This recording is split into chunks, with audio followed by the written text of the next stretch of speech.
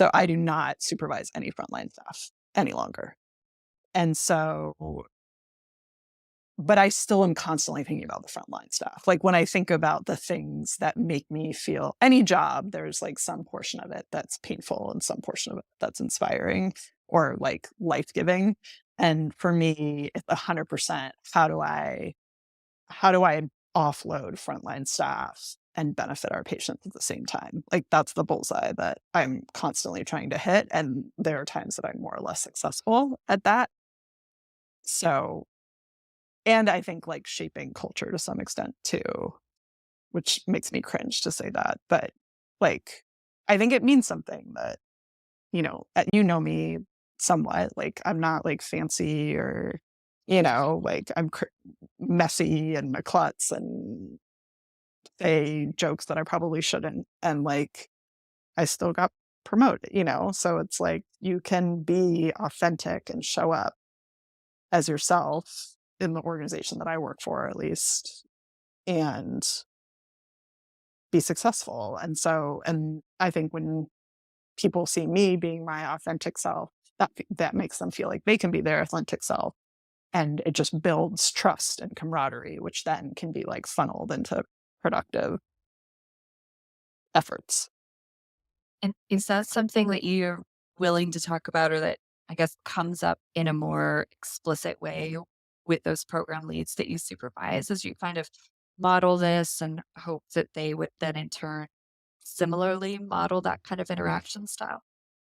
I don't know that I explicitly, I mean, so for instance, like working from home with COVID, like I am someone who would much rather come to a workplace and be social and be around people. But, with the pandemic, I was effectively working from home because I could work from home.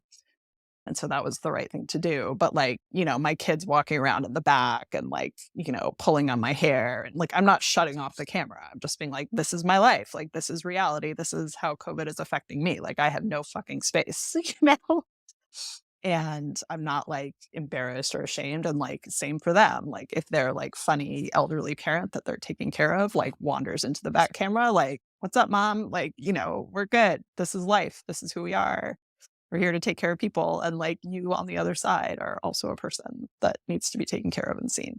So something like that. Mhm. Just being really open about the reality of your actual life. Right. Yeah, I know for me, that's definitely something that I have struggled with as a clinician and have not felt empowered to do because you want to give your patients really good care and make it look like they're the only person you're thinking about in the moment. And then in the background, your 3-year-old is screaming bloody murder and not taking a nap.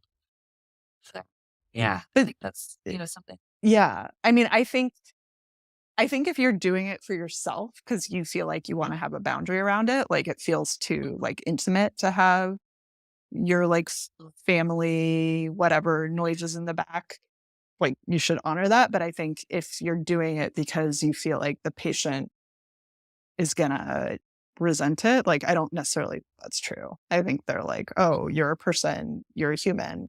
And like so much of what we do or the way we coach people is to try to like develop that human connection.